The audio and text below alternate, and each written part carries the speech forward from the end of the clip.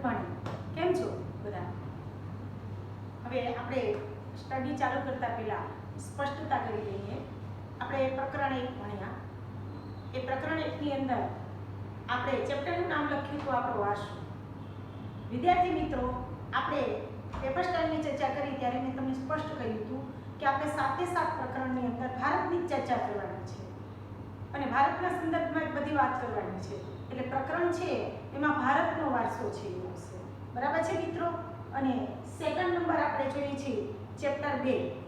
Chapter 2 ની અંદર એનું આખું ફૂલ નેમ જે છે એ ભારતનો સાંસ્કૃતિક વારસો, પરંપરાઓ, હસ્તકલાઓ અને લલિત કલાઓ. પણ બોર્ડની અંદર આટલું બધું લોંગ નેમ છે એ સમાય નહીં, એટલા માટે મેં શોર્ટકટ કરી નાખ્યું છે. આપણી પરંપરા, હસ્તકલા અને લલિત કલા. બરાબર છે? ભારતનો સાંસ્કૃતિક વારસો છે એ મેં લખ્યું નથી. ન લખવા પાછળનું કારણ છે એ માત્ર એટલું છે કે આપણે ભારતના સંદર્ભની અંદર જ વાત કરીએ છીએ, એટલા માટે થઈ અને મેં લખેલું નથી. ઓકે વિદ્યાર્થી મિત્રો, આ સ્પષ્ટતા પછી આપણે આપણી મૂળ વાત પર જઈએ છીએ. હવે છેલ્લે આપણે જે ભણ્યા હતા આગળના જે ઓલામાં, એની અંદર આપણે ચર્ચા કરી હતી વણાટ કાર્યની. વણાટ કાર્યની અંદર આપણે જોયું હતું કે ભાઈ કાતમ કલા કોને કહેવાય, બરાબર છે? આ ગૃહ ઉદ્યોગો છે એને કોણે ઇતિહાસ છે એના દ્વારા સર્જન કર્યું. પછી આપણા હાથ વણાટના બેનમૂન નમૂનાઓ છે કયા કયા છે, આ તમામ બાબતોની ચર્ચા છે આપણે કરી ચૂક્યા છીએ. વિદ્યાર્થી મિત્રો, હવે એમનાથી આપણે આગળ જઈએ છીએ. બરાબર છે? એટલે કે બેવડની આપણે ચર્ચા કરવાની છે. તો તમને લોકોને બધાને ખબર જ હશે કે આપણું જે બેવડની કલા છે એ બહુ બેસ્ટ છે. બેવડી એટલે શું એની સ્પષ્ટતા હમણાં કરું છું, તેને સમજૂતી આપી દઉં છું, ત્યાર પછી સ્પષ્ટતા છે એ કરું છું. તો વિદ્યાર્થી મિત્રો, મોટા ભાગે સોલંકી વંશનો શાસનકાળ છે ગુજરાતની અંદર એ ખૂબ જ મહત્વનો ગણવામાં આવે છે. કારણ કે સોલંકી વંશના તમામ રાજાઓ છે એ કલાપ્રિય હતા.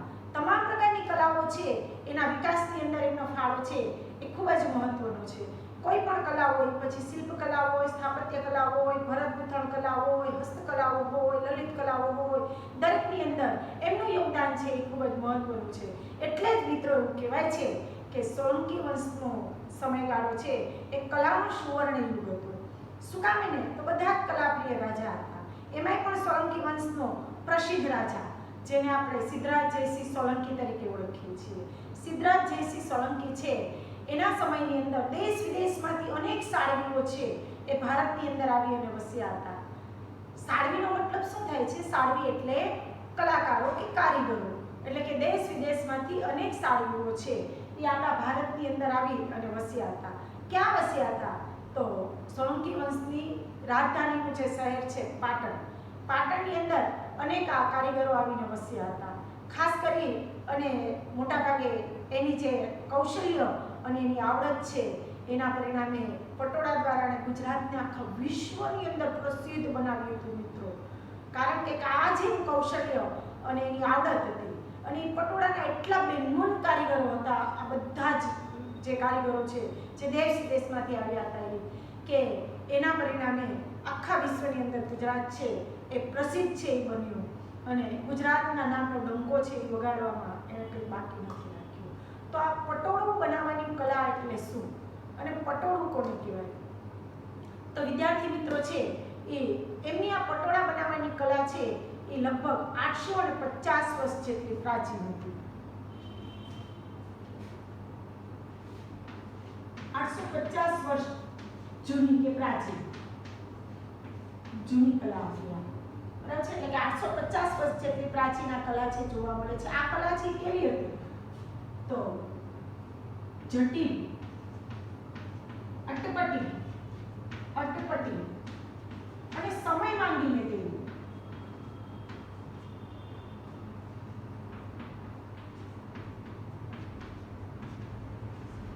એટલે 850 વર્ષ જૂની હતી. કેવી હતી? તો જટિલ, અટપટી અને સમય માંગીને તેવી આ કલા છે એમની હતી. આજે આ કલા છે એ ગણ્યા ગાંઠ્યા લોકો પાસે જોવા મળે છે કે ખૂબ જ પ્રાચીન છે એ કલા છે. બહુ ઓછા લોકોની પાસે છે એ આ કલા જોવા મળે છે. અને પાટણનું પટોળું છે ને વિદ્યાર્થી મિત્રો એટલું બધું પ્રસિદ્ધ હતું ને કે એના વિશે મોટાભાગે લોકગીત પણ રચાયું છે. તમે ખરેખર નવરાત્રિનો સમય હશે ને તો નવરાત્રિના સમય દરમિયાન મોટાભાગના લોકોની રિંગટોનમાં પણ તમને આ જોવા છે એ મળશે. એના માટે આપણા પ્રસિદ્ધ લોકગાયક છે, જેને આપણે જૂનાગઢના જ છે પ્રોપર એવા દિવાળીબેન ભીલ છે, એણે પોતાનો સ્વર આપ્યો છે. અને આના જે શબ્દો છે કે છેલ્લા જીરે મારી સાથે પાટણથી પટોળા મોંઘા લાવજો. કહેવાનો મતલબ શું છે કે પટોળું એટલું બધું મોંઘું હતું ને, ઘણી બધી વખત આ પટોળું છે એમાં સોના અને ચાંદીના તારોથી એનું વણાટ છે એ કરવામાં આવતું હતું. એટલે પટોળું છે એ 50,000, લાખ, 2 લાખ, 5 લાખ સુધીનું પટોળું છે જોવા મળે છે. અને મોટાભાગે સામાન્ય વર્ગના લોકો કરતાં એ શ્રીમંત લોકો છે એ વધારે એનો ઉપયોગ છે એ કરે છે. સામાન્ય લેડી છે એનો ઉપયોગ છે એ ઓછો કરી શકે છે. હવે અહીંયા પટોળા બનાવવાની કલા જટિલ, અટપટી, સમય માંગી લે તેવી.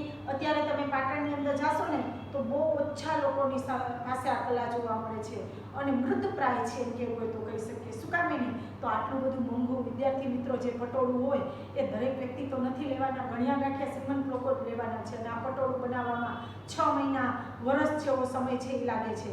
અને એના પરિણામે મોટાભાગે બહુ ઓછા લોકો, જૂજ કહી શકાય એવા લોકોની પાસે આ કલા છે જોવા મળે છે. અને આની એક ખાસિયત છે વિદ્યાર્થી મિત્રો કે આજે પાટણના પટોળા બનાવવાવાળા જે કારીગરો છે ને એ પોતાની દીકરીને આ કલા કોઈ દી શીખવાડતા. શું કામ એને ન શીખવાડતા? તમે વિચારી શકશો કે નહીં? પછી કારણ કે પોતાના ઘરની જે પુત્રવધુ છે એમને આ કલા શીખવાડે. ઘરના બીજા બધા સભ્યો છે એને પણ પટોળા બનાવતા આવડતું હોય, માત્ર ને માત્ર એની જે પુત્રી છે, એની દીકરી છે, એમને મોટાભાગે પટોળાની કલા શીખવાડવામાં આવતી નહીં. આવું શું કામ નહીં વિદ્યાર્થી મિત્રો? તો વિચારો તો ખ્યાલ આવશે કે દીકરી પારકી થાપણ કહેવાય. બાર બીજા કુટુંબની અંદર જાય તો દીકરીને આવડતું હોય તો બીજાને પણ શીખવાડે. એટલે આ કલા છે એનો વ્યાપ છે એ વધે અને ઘણા બધા લોકો છે એ મોટાભાગે આનાથી પરિચિત બને. એટલે મોનોપોલી ના જવાય. એટલા માટે દીકરીને ક્યારેક પણ પટોળું બનાવવાનું શીખવાડવામાં આવતું નહીં. હવે અહીંયા આપણે બેવડીની ચર્ચા તરફ જઈએ છીએ. બેવડીનો મતલબ જ થાય છે કે પટોળું. પણ એને બેવડીને શું કામ એને કહેવામાં આવે છે એ આપણે જોઈએ છીએ. બેવડ એટલે બેવડું, બેવડું અને ઈક્ત એટલે કે વણાટ. બેવડ એટલે બેવડું અને ઈક્ત એટલે વણાટ. તો આની વ્યાખ્યા આપણે આપી હોય તો વિદ્યાર્થી મિત્રો કેમ આપી શકીએ? તો એવું રેશમી વસ્ત્ર છે. પટોળું એવું રેશમી વસ્ત્ર છે કે જેમાં બંને બાજુ એક જ સરખી ડિઝાઇન ઉપસે છે. એટલે એને બંને બાજુ પહેરી શકાય છે. સાડી છે 6 મીટરની કે 5 મીટરની સાડી હોય એમાં 4 ખૂણા હોય. પટોળાની વિશેષતા એ છે કે એને કોઈ પણ ખૂણેથી પહેરી શકો છો, કોઈ પણ સાઈડમાં પહેરી શકો છો. આ એની ખાસ વિશેષતા છે.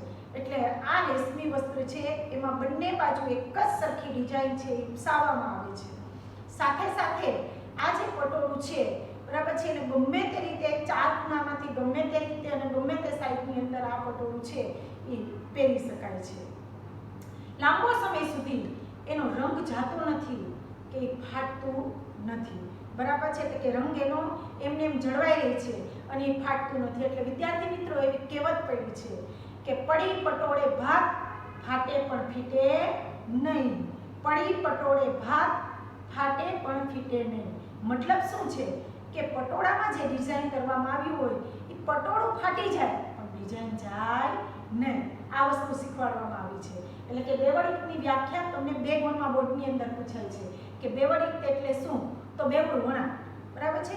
એની વ્યાખ્યા પૂર્ણ આપણે એવી રીતે આપવાની કે આ એક એવું રેશમી વસ્ત્ર છે કે બંને બાજુ એક જ સરખી ડિઝાઇન છે ઉપસાવે છે. પરિણામે એને બંને બાજુ પહેરી શકાય છે અને સાથે સાથે એનો કલર લાંબો સમય સુધી જતો નથી, એ ફાટતું નથી અને એને એમને એમ જાળવી શકાય છે. આને આપણે બેવડી તરીકે ઓળખીએ છીએ. ઓકે વિદ્યાર્થી મિત્રો, હવે આપણે જઈએ છીએ આગળ ભરત ગૂંથણ કલા. તો ભરત ગૂંથણ કલા છે એ પણ આપણી ખૂબ જ પ્રાચીન કલા છે. શું કામ એને પ્રાચીન છે? તો તમે જોજો કે હડપ્પી અથવા તો હડપ્પા અને મોહેંજો-દડો છે એનું ઉત્ખનન કરવામાં આવ્યું. એમાંથી ને કેટલાક અવશેષો મળી આવ્યા છે. ઉત્ખનનનો મતલબ થાય છે વિદ્યાર્થી મિત્રો ખોદકામ કરવું. જે ખોદકામ કરવામાં આવ્યું છે એમાંથી ને કેટલાક જે અવશેષો મળી આવ્યા છે. અવશેષોની અંદર કેટલીક મૂર્તિઓ મળી આવી છે, કેટલીક મૂર્તિઓ અને સાથે સાથે પુતળીઓ. આ બંને વસ્તુઓ મળી આવી છે. તો આ બંનેના જે વસ્ત્રો છે ને એ વસ્ત્રો ઉપર પણ મોટાભાગે ભરતગૂંથણ જોવા મળે છે. ભરતગૂંથણ જોવા મળે છે. બંનેના વસ્ત્રોની ઉપર ભરતગૂંથણ છે એ જોવા મળે છે. કહેવાનું તાત્પર્ય માત્ર એટલું છે કે આ જે આપણે મૂર્તિઓ અને પુતળીઓ જોઈ છે તો એ સમય દરમિયાન આજથી 5000 વર્ષ પહેલાના લોકોના વસ્ત્રો કેવા હતા, બરાબર છે, એની મેકઅપની સ્ટાઇલ કેવી હતી, એ લોકોની હેરસ્ટાઇલ કેવી હતી, બરાબર છે, એમાં ખાસ કરીને આ રીતે ઊભેલી જે મૂર્તિઓ છે એ ઘણી બધી વસ્તુઓનું 5000 વર્ષ પહેલાની વસ્તુઓનું વર્ણન કરે છે. આપણે માનીએ છીએ કે આધુનિકતા અત્યારે જ છે, નહીં મિત્રો, એવું નથી. આજથી 5000 વર્ષ પહેલા પણ મોટાભાગે હડપ્પીય સંસ્કૃતિના લોકો છે એ દાંતિયાનો ઉપયોગ કરતા હતા, લિપસ્ટિક હતી એમની પાસે, ટેલિકોમ પાવડર છે એમની પાસે હતો, ઇવન મેકઅપના અદ્યતન સાધનો છે એનો યુઝ કરતા હતા. ક્વોલિટીમાં ડિફરન્સ હોય, બરાબર છે, ઓલું નેચરલી હતું. એટલે કે આનો ઉપયોગ છે એ પ્રાચીન સમયથી ન થતો હતો. એટલે આ જે મૂર્તિઓ અને પુતળીઓ મળી આવી છે એમાંથી આપણને વસ્ત્ર વિદ્યા છે એનું સંપૂર્ણ જ્ઞાન છે એ પ્રાપ્ત છે એ થાય છે. અને એ સિવાય ખાસ કરી અને ભારતના સ્ત્રી પુરુષ અને બાળકો, ભારતના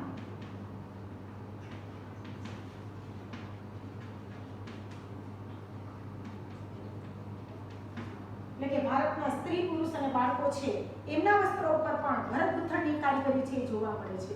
એટલે કે પ્રાચીન સમયના આજથી 5000 વર્ષ પહેલાના જે સ્ત્રી પુરુષ અને બાળકોના વસ્ત્રો જોઈશો ને તો એમની અંદર પણ તમને મોટાભાગે ભરત કલાની કારીગરી છે એ જોવા મળે છે. અને એમાંય પણ ખાસ કરીને શિંગ, કચ્છ અને સૌરાષ્ટ્ર એમના જે સ્ત્રી પુરુષો છે એમના વસ્ત્રો ઉપર પણ ભરતગૂંથણની કારીગરી છે જોવા મળે છે. એટલે કે એ સમયના જે લોકો છે એ ભરતગૂંથણ કરેલા વસ્ત્રો છે એનો સૌથી વધારે ઉપયોગ છે કરતા હતા. એનાથી આપણે આગળ જોઈએ તો કાશ્મીરી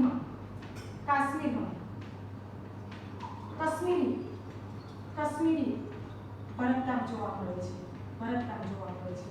મિત્રો આ બધી 5000 વર્ષો પહેલાની વાત છે અને 5000 વર્ષ પહેલા આપણે આ બધા નમૂનાઓ છે જોવા મળતા હતા. એમનાથી પણ આગળ જઈએ તો આપણે ગુજરાતની જ વાત કરીએ તો ગુજરાતના ભુજ, જામનગર, જેતપુર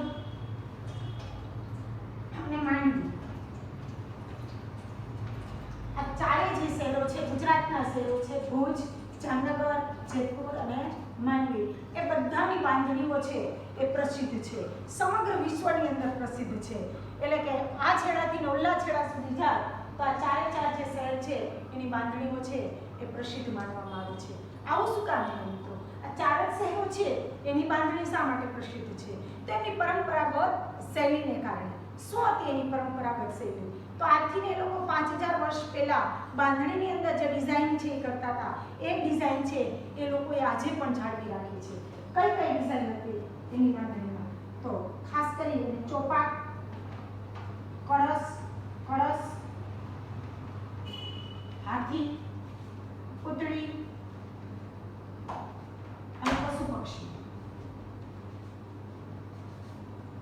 આ બધી ડિઝાઇન છે જોવા મળતી હતી. ચોપાટ, કળશ, હાથી, પુતળી અને પશુ પક્ષી. વિદ્યાર્થી મિત્રો, એવું કદાચ બની શકે કે મેં બોર્ડમાં લખ્યું હોય બધું તમને દેખાતું ન હોય, પણ મારા શબ્દો ઉપર ધ્યાન કેન્દ્રિત કરજો.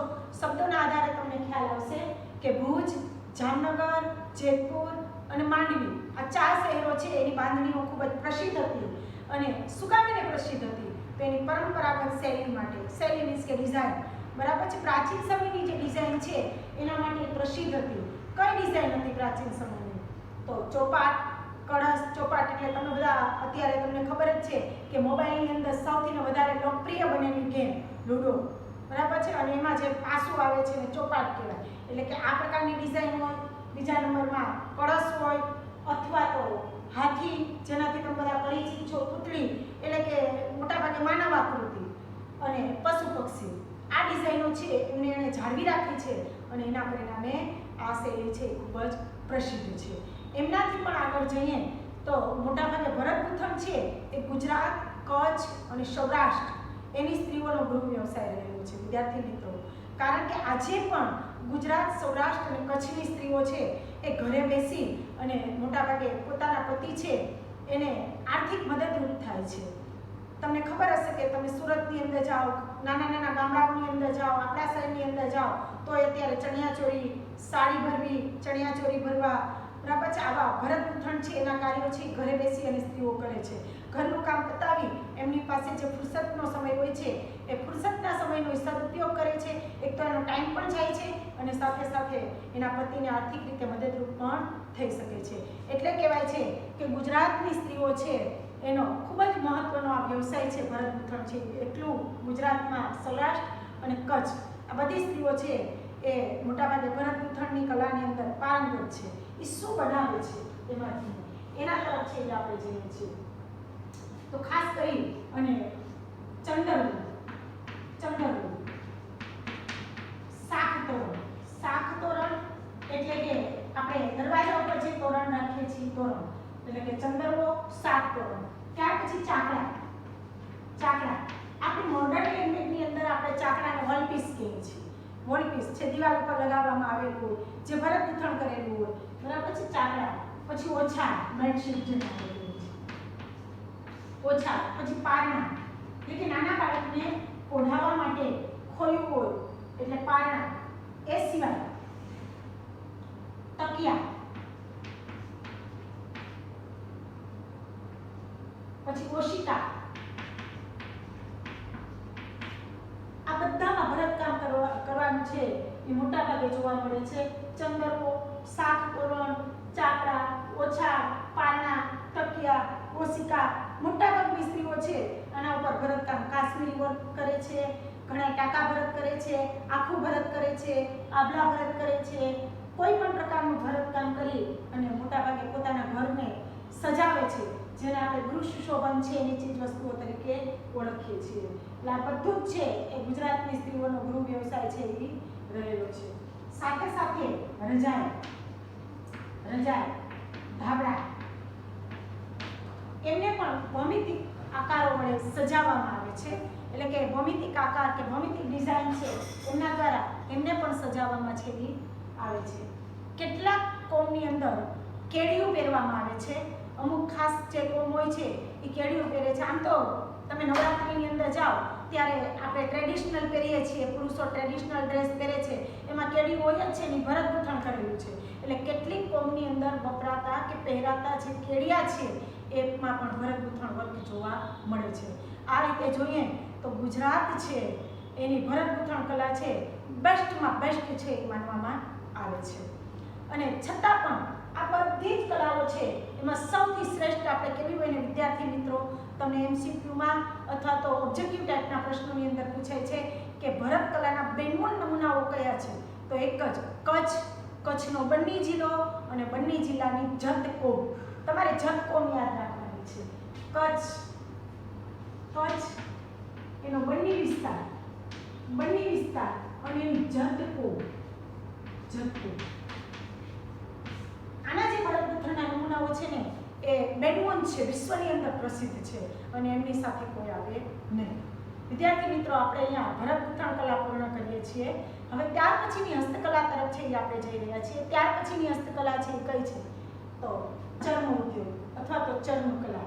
મિત્રો આપણા જે પૂર્વજો હતા ને એવા હતા કે કઈ હસ્તકલાને બાકાત નથી રાખી, એ કઈને સ્પર્શ ન કર્યો હોય એવું આપણે કહી ન શકીએ. દરેક કલાઓમાં નિપુણ હતા. ક્યારેક આપણને એમ થાય કે શું આ લોકોને બધું આવડતું હશે, પણ મિત્રો આવડતું હતું બધું. બધી કલાઓમાં એ પારંગત હતા. હવે અહીંયા આપણે જોઈએ છીએ કે ચર્મકલા એટલે શું? તો પ્રાચીન સમયની અંદર આપણા દેશની અંદર જે મૃત પ્રાણીઓ છે, જે પ્રાણીઓ મૃત્યુ પામ્યા હોય એ પ્રાણીઓ છે એનું ચામડું કાઢી અને એને કમાવામાં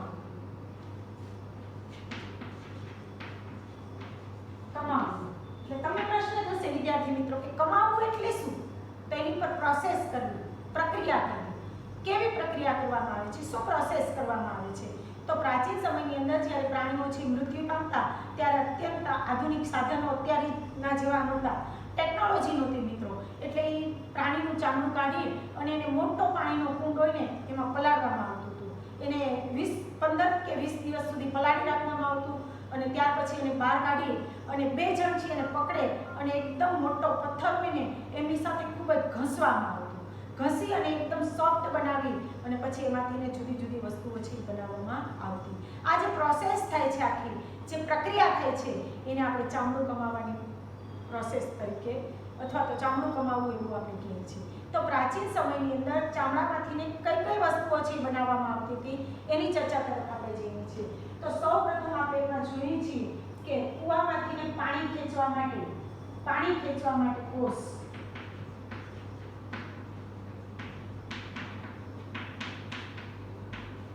એક તો પાણી ખેંચવા માટેની કોસ. મિત્રો કદાચ તમે લોકો લગાન પિક્ચરથી ને પરિચિત હશો. મધર ઇન્ડિયા તો તમે નહીં જોયું હોય, મધર ઇન્ડિયામાં એ બતાવે છે, પણ લગાનથી ને કદાચ તમે પરિચિત હો તો એની અંદર આ કોસ છે એ બતાવવામાં આવે છે કે લાકડાનું છે એ આટલું મોટું છે, એ ગોળ છે એ પૈડા જેવું હોય, એ ફરતું જાય અને પાણી છે બહાર ખેંચાતું જાય. એટલે કે પહેલું જ છે એ પાણી ખેંચવા માટેનો કોસ. ત્યાર પછી પાણીની મશક એટલે કે પાણી ભરવા માટેની મશક અથવા તો પખાર, મશક કે પખાર. હવે તમને એમ થશે કે મશક એટલે શું? તો ચામડાની બનેલી જે કોથળી છે એને મશક કહેવામાં આવે છે. નાની હોય એને મશક કહેવામાં આવે છે અને ખૂબ જ મોટી હોય એને પખાર કહેવામાં આવે છે. એટલે એમાં પહેલાના સમય દરમિયાન નદીમાંથી પાણી લઈ આવવું પડતું હતું. એટલે કાંઈ બેડું ભરીને અથવા તો એક ગોળી ભરીને લઈને આવીએ તો બહુ ઝાઝો ટાઈમ જાય. એટલે 3-4 પુરુષો છે મોટી છે એ આ કોથળી લઈ જતા ચામડાની, એમાં પાણી ભરીને પછી ઢસડીને લઈ આવતા અને પછી ઘરે પાણી છે એ પીવાના યુઝ માટે વાપરવામાં આવતું. બાકીના કામ તો બધા નદીના કિનારે જ કરવામાં આવતા. એટલે પાણીની મશક અને પખાર. ત્યાર પછી છે લુહારની ધમણ.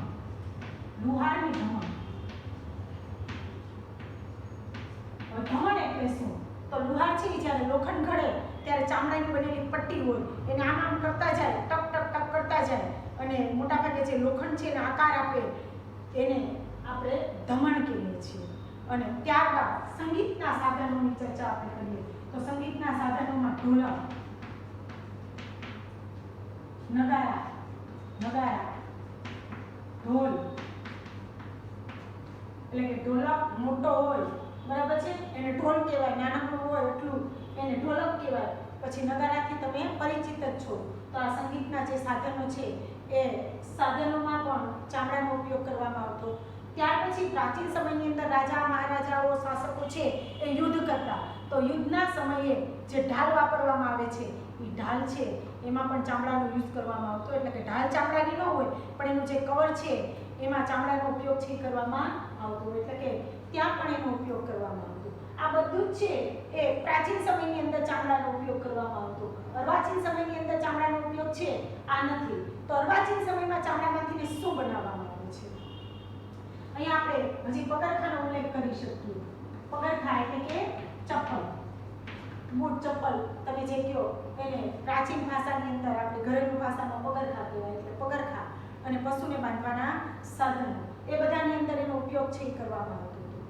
અર્વાચીન સમયમાં ચામડાનો શું ઉપયોગ થાય છે? તો મિત્રો અર્વાચીન સમયની અંદર પણ ચામડામાંથી ઘણી બધી વસ્તુઓ છે બનાવવામાં આવે છે, પણ એમાં થોડીક આધુનિકતા છે. કઈ વસ્તુઓ બનાવવામાં આવે છે ચામડામાંથી?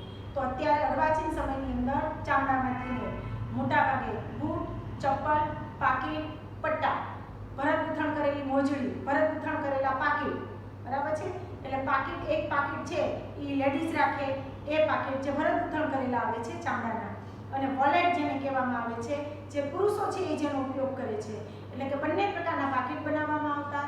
બૂટ, ચપ્પલ, પાકીટ, પટ્ટા, બરાબર છે. એ સિવાય ભરત ગૂંથણ કરેલી મોજડી, ભરત ગૂંથણ કરેલા પાકીટ, આ બધું છે એમાંથી બનાવવામાં આવે છે.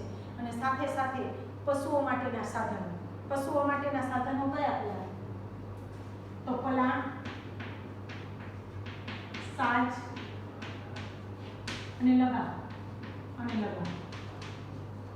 આ ત્રણ વસ્તુઓ પશુઓ માટેની છે. વિદ્યાર્થી મિત્રો, તો સાજ એટલે કે મોટાભાગે તમે જોયું હશે કે ઘણી બધી વખત ઘોડાને જોયો હોય, ઘોડાગાડી કે રથ કે જોયો હોય તો તમને ખ્યાલ હશે કે ઘોડો છે એના મોઢા ઉપર અહીંયા બાંધવામાં આવ્યું હોય એમને સાજ કહેવાય છે. પીઠ ઉપર હોય એને પલાણ કહેવામાં આવે છે. અને તમે રાઈડ કરો છો ત્યારે તમે જે ચાબુકથી ને ઘોડાને ચલાવવા માટે કે કોઈ પ્રાણીને ચલાવવા માટે આમ ચામડાની દોરી ખેંચો છો તો એમને લગામ કહેવામાં આવે છે. તો આ બધામાં પણ એમનો ઉપયોગ છે એ કરવામાં આવતો. એ સિવાય ખાસ કરી અને પ્રાણીઓને ચલાવવા માટે વપરાતી જે ચાબુક છે એ પણ ચામડામાંથી બનાવવામાં આવતી હતી. એટલે કે અર્વાચીન સમયની અંદર આ બધી જ વસ્તુઓમાં ઉપયોગ થાય છે. પ્રાચીન સમયમાં ચામડાનો ઉપયોગ છે આ બધી વસ્તુઓમાં થતો હતો.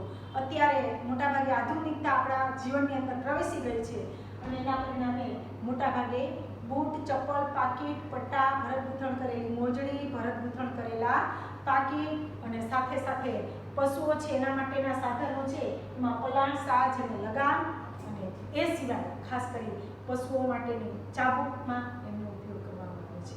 વિદ્યાર્થી મિત્રો જે ખાસ કરી અને ચર્મ ઉદ્યોગના મુખ્ય કેન્દ્રો કયા? તો આખા ભારતમાં સૌથી મોટું કેન્દ્ર કાનપુર છે.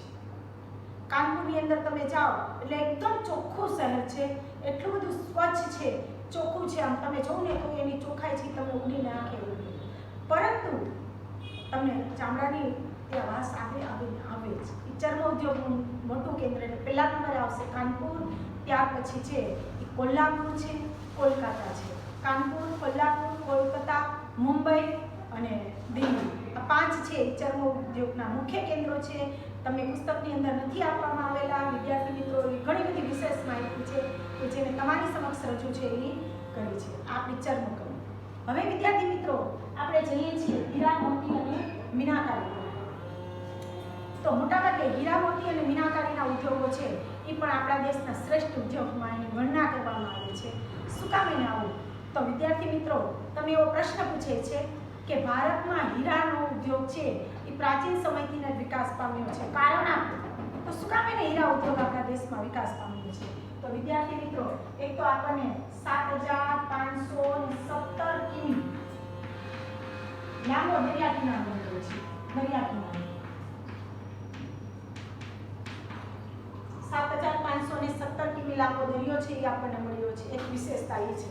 બીજા નંબરની અંદર આપણા દેશના જે લોકો છે એ પ્રાચીન સમયથી જ દરિયા ખેડુ હતા. એટલે કે દરિયો ખેડીને એક દેશમાંથી બીજા દેશમાં જતા હતા.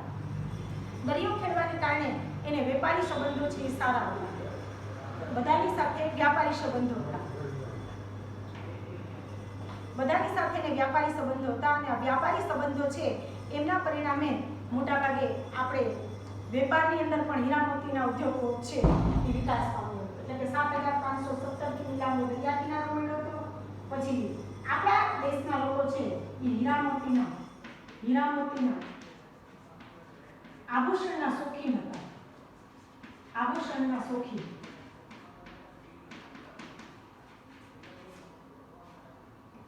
ભારતમાં પુષ્કળ પ્રમાણમાં મળે છે.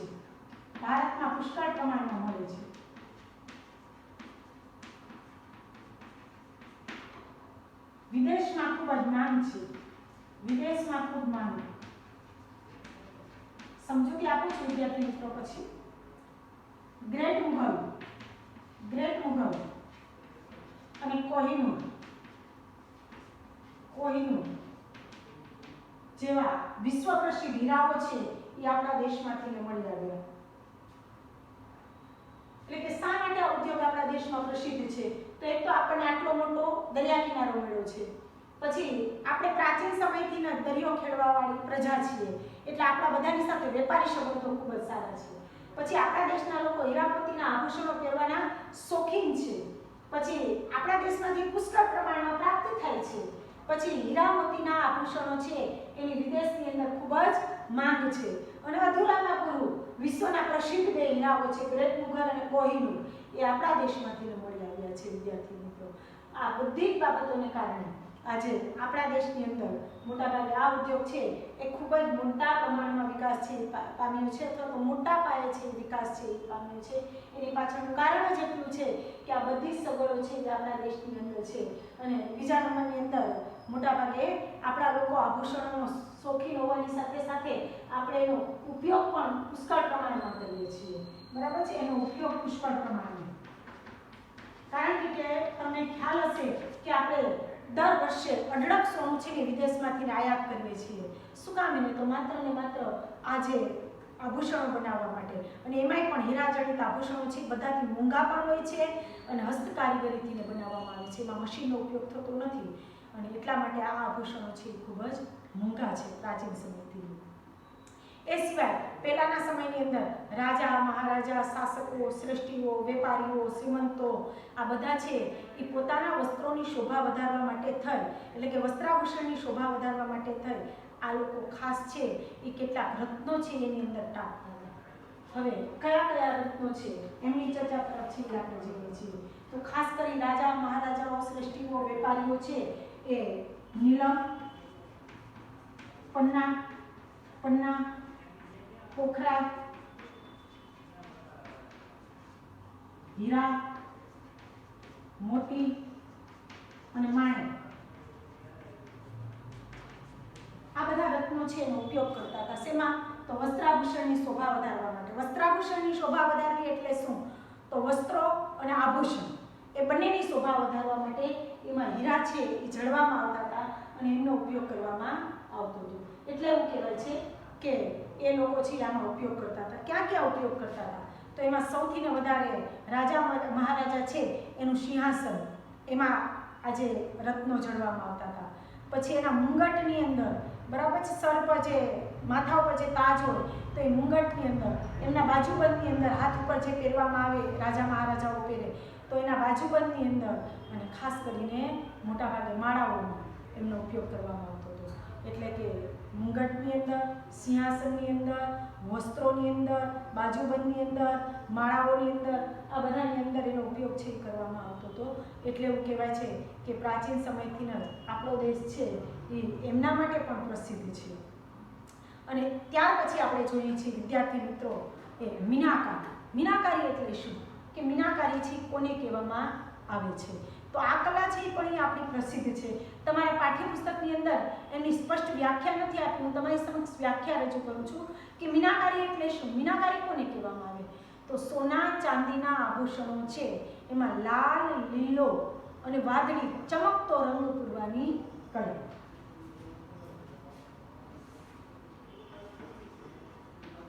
મીનાકારી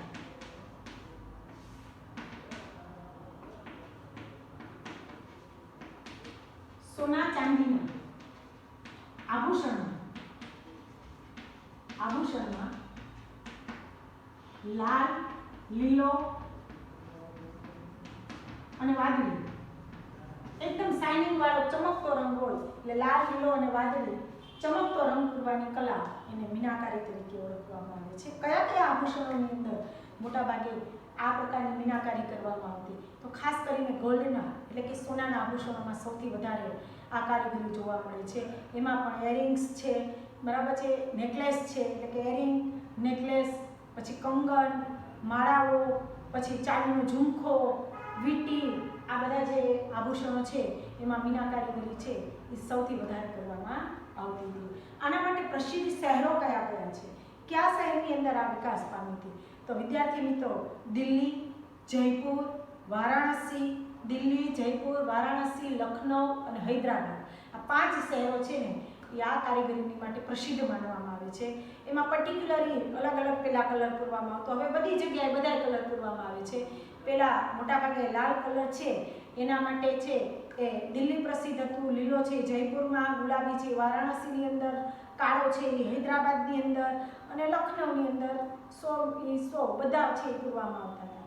એટલે કહેવાનું તાત્પર્ય માત્ર એટલું છે કે આવી રીતે ડિવાઈડ કરવામાં આવ્યું હતું. આપણી આ કલા છે એ પણ પ્રસિદ્ધ છે. બસ વિદ્યાર્થી મિત્રો છે એ આપની રજા લઉં છું. આપના માટે જે પ્રશ્ન છે, બરાબર છે, કે દેવળી એટલે શું? એક પ્રશ્ન એ છે તમારા માટે, અને બીજું આપણા દેશમાં હીરા મોતીનો ઉદ્યોગ છે એ શા માટે વિકાસ પામ્યો છે? ફરીને પાછા મળીએ છીએ ટૂંક સમયમાં. Okay, thank you.